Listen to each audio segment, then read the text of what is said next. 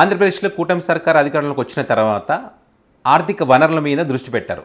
ఇసుక అనేటువంటిది ప్రధాన ఆర్థిక వనరు. ఎవరు అధికారంలోకి వచ్చినా కూడా ఆ ఇసుకను ఏ రకంగా దోచుకోవాలి, ఏ రకంగా అమ్ముకోవాలి, ఏ రకంగా డబ్బులు జోబులు నింపుకోవాలనే ఒక ప్రయత్నం చేస్తారు. సో వీళ్ళు అధికారంలోకి రాగానే మరి లక్షల మెట్రిక్ టన్నుల ఇసుకను మరి అధికారంలోకి వచ్చిన వారం రోజుల్లోనే మరి అధికార పార్టీకి చెందినటువంటి ఎమ్మెల్యేలు అమ్ముకున్నటువంటి పరిస్థితి. సో దాంట్లో దోచుకున్నారు, బూడిదలో దోచుకుంటున్నారు, మద్యంలో దోచుకుంటున్నారు, బెల్ట్ షాపులు పెట్టాలంటే దాంట్లో దోచుకుంటున్నారు. వాళ్ళు వదలనటువంటిది ఏదీ లేదు, ప్రతి దాంట్లో కూడా దోచుకుంటున్నటువంటి పరిస్థితి.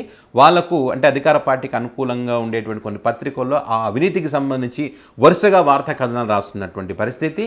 మరి రాష్ట్ర ముఖ్యమంత్రి చంద్రబాబు నాయుడు గారు వాళ్ళని పిలిపించి ఇది ఫస్ట్ వార్నింగ్ అని, రెండో వార్నింగ్ అని, మూడో వార్నింగ్, ఇట్లా అనేక వార్నింగ్లు అవుతున్నప్పటికీ కూడా అది అవినీతి అనేటువంటిది కంట్రోల్ కావడం లేదు. స్టార్ హోటల్లో మీటింగులు పెట్టుకోవడం, మంత్రులు హైదరాబాద్లో హోటల్లో అక్కడ మీటింగులు పెట్టి అక్కడ పైరవీలు చేసుకోవడం, ఇట్లా ప్రతిదీ జరుగుతూనే ఉంది. ఈ జరిగే వాటన్నిటికి సంబంధించి వైసీపీ వాసన ఇంకా పోలేదు. వైసీపీ పార్టీలో అవినీతి అది అలవాటు పడ్డారు కదా, దాని నుంచి ఇంకా పోలేదు అని చెప్పి వైసీపీ మీదకి నెట్టేసేటువంటి ప్రయత్నం చేస్తూ ఉన్నారు. సో ఇప్పుడు అవినీతి అనేటువంటిది ఏ స్థాయికి వచ్చేసిందంటే, మనం తినేటువంటి చికెన్ వారంలో ఒకసారి ఆదివారమో లేకుంటే ఏదో చికెన్ తెచ్చుకుని తింటాం కదా, ఆ తినే చికెన్ పైన కూడా కేజీ చికెన్ పైన 10 రూపాయలు కమిషన్ ఇవ్వాలనే స్థాయికి ఈ అధికార పార్టీ ఎమ్మెల్యేలు వచ్చారు.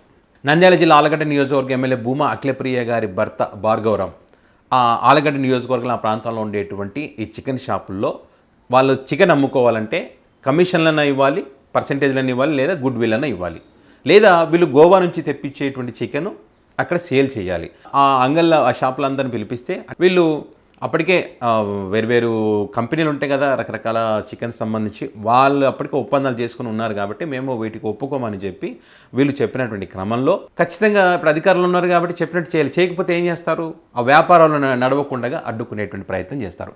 అదే రకంగా వీళ్ళు అడ్డుకునేటువంటి ప్రయత్నం అంటే ఈ చికెన్ షాపులకు పర్మిషన్ లేదని చెప్పి, ట్రేడ్ లైసెన్స్ లేదని చెప్పి, ఈ చికెన్ క్వాలిటీ లేదని చెప్పి, ఇది అమ్మకూడదని చెప్పి వాళ్ళు భయపడకపోతే అధికారులను బినామీలను వాడి వాళ్ళ చేత వీళ్ళని భయపెట్టించేటువంటి ప్రయత్నం చేసినప్పటికీ కూడా వాళ్ళు వ్యాపారస్తులు ఎక్కడ కూడా భయపడలేదు. ఎందుకంటే వాళ్ళు నిజాయితీగా పనిచేసినప్పుడు ఎందుకు భయపెడతారు, భయపడట్లేదు.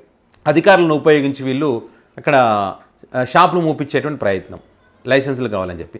ఆ లైసెన్సులు కొంతమంది లేని వాళ్ళు లైసెన్సుల కోసం మరి అక్కడ వెళ్ళి మరి ఆఫీసుల చుట్టూ తిరుగుతూ ఉంటే అక్కడ వాళ్ళు కూడా లైసెన్సులు ఇవ్వకుండా, అంటే పైన వీళ్ళు చెప్తా ఉన్నారు అది ఇవ్వకూడదని, ఇవ్వకుండా అడ్డుకునేటువంటి ప్రయత్నం. ఈ క్రమంలో వాళ్ళ న్యాయస్థానాల దృష్టికి తీసుకువెళ్ళి అక్కడ పర్మిషన్లు ఖచ్చితంగా వీళ్ళు ఇవ్వాలని చెప్పి ఒక లెటర్ తెచ్చుకున్నా కూడా మరి వీళ్ళు ఇవ్వనటువంటి పరిస్థితి. మళ్ళీ కలెక్టర్ దృష్టికి తీసుకెళ్ళని కలెక్టర్, ఎస్పీ అందరూ సీరియస్ అయితే అప్పుడు కొంతమందికి మరి వ్యాపారం చేసుకోవడానికి లైసెన్సులు ఇచ్చారు. ఇది ఇచ్చిన తర్వాత మరి చేసేది ఏం లేదు కదా అని చెప్పి వీళ్ళు ఏం చేస్తూ ఉన్నారంటే, పట్టణంలో విక్రయిస్తున్నటువంటి చికెన్ మనుషులు తినేందుకు పనికిరాదని చెప్పి ఈ మేరకు విజయవాడలోని పశు సంవర్ధ శాఖ ల్యాబొరేటరీ నివేదిక ఇచ్చిందని చెప్పి మున్సిపల్ ఫుడ్ రెవెన్యూ అధికారులు పోలీసులను వెంట పట్టుకొని కొన్ని చికెన్ దుకాణాలకు నోటీసులు అంటించారంట. అంతటితో ఆగక తాళాలు కూడా వేశారంట ఆ షాపులకి. అంటే వీళ్ళకు అడిగినటువంటి కమిషన్లు వీళ్ళు తెచ్చే మేము ఏ చికెన్ అయితే తెస్తామో అది అమ్మము అని చెప్పినటువంటి షాపులకు వీళ్ళందరికీ కూడా అక్కడ ఆ షాపులో తాళాలు వేయడం జరిగింది. సో ఈ రకంగా చికెన్ మీద కూడా 10 రూపాయల కమిషన్ ఇవ్వకపోతే కూడా అంత దారుణంగా వాళ్ళ మీద మరి కక్ష గట్టి వాళ్ళ వ్యాపారాలు జరుపుకోకుండా ఇబ్బందులు పెడుతున్నటువంటి పరిస్థితి. దీనికి సంబంధించి ఎవరు మాట్లాడరు, దీనికి సంబంధించి ఏ డిబేట్ నడవవు. అంటే ప్రజలకు ఇబ్బంది కలిగించే విషయం. అంటే ఎవరైనా వ్యాపారాలు చేసుకుని చిన్న వ్యాపారస్తులు పాపం వాళ్ళ మీద పడి ఏడిస్తే ఎట్లా చెప్పండి.